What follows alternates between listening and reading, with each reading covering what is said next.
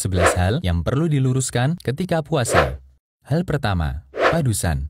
Menjelang bulan suci Ramadan, kaum muslimin di Indonesia melakukan ritual padusan. Mereka anggap itu untuk membersihkan jiwa dan raga, agar terbebas dari segala dosa. Ini adalah budaya yang tidak sesuai dengan Islam. Islam tidak pernah mengajarkan membersihkan dosa dengan cara padusan. Hal kedua, nyakar.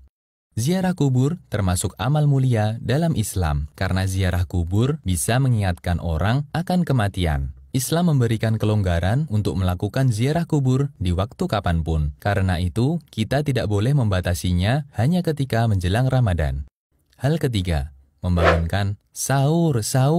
Banyak daerah memiliki cara berbeda untuk menunjukkan waktu sahur. Ada yang memukul tiang listrik, kentongan, teriak-teriak sambil membawa rebana, dan lain-lain. Padahal Islam telah memiliki cara sendiri untuk menunjukkan waktu sahur, yaitu azan awal sebelum subuh. Lebih baik kita melakukan sunnah daripada melakukan tindakan yang mengganggu istirahat masyarakat.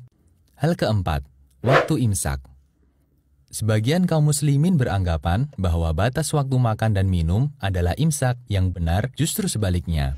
10 menit sebelum subuh adalah waktu terbaik untuk makan sahur. Amr bin Maimun menceritakan, dahulu para sahabat Nabi Muhammad SAW adalah orang-orang yang paling segera berbuka dan paling telat sahur. Hadis riwayat Baihaqi. Hal kelima, mengeraskan bacaan niat puasa. Sobatku, niat letaknya di hati, bukan di lisan. Karena inti niat adalah keinginan untuk melakukan suatu amal. Jika seseorang sudah ada keinginan, berarti dia sudah berniat. Rasulullah SAW tidak pernah mencontohkannya. Hal keenam, sikat gigi ketika puasa. Sikat gigi ketika puasa hukumnya dibolehkan. Hanya saja perlu waspada ketika menggunakan pasta gigi. Jangan sampai ada bagian yang tertelan. Nabi SAW menganjurkan untuk menjaga kebersihan mulut, mendekatkan ridha Allah. Siwak itu membersihkan mulut, mendekatkan pada ridha Allah. Hadis riwayat Ahmad dan disahihkan Syu'aib al-Arnaud. Hal ketujuh, muntah ketika puasa. Sobatku, muntah tanpa disengaja tidak membatalkan puasa.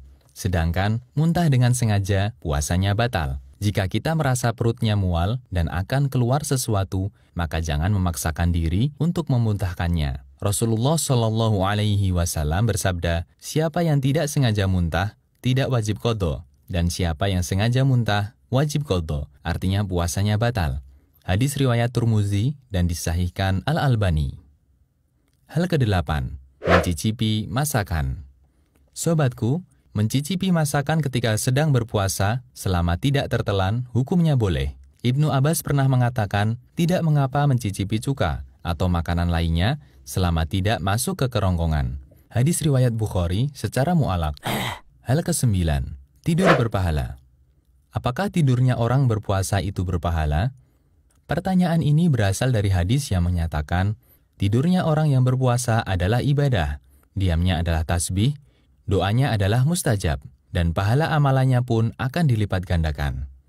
Namun hadis ini statusnya palsu, ada perawi yang bergelar pendusta. Hal ke-10, bekam dan donor darah ketika puasa.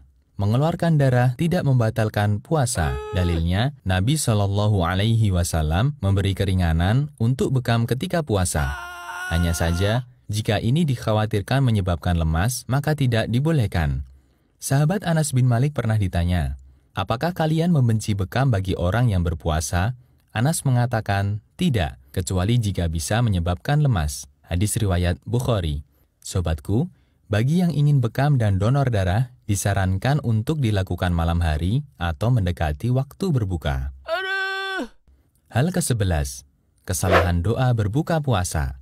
Allahumma laka sumtu. Sebagian masyarakat Indonesia berbuka puasa dengan membaca doa Allahumma laka sumtu wa bika amantu wa ala rizkika aftartu birahmatika ya arhamar rahimin. Doa tersebut dinilai dhaif oleh sebagian ulama. Doa sahih yang diajarkan Rasulullah SAW adalah sebagaimana diriwayatkan oleh Ibnu Umar. Lafaz doanya adalah dhahabadh dhama'u wa batallatil uruqu wa sabatal ajru insyaallah.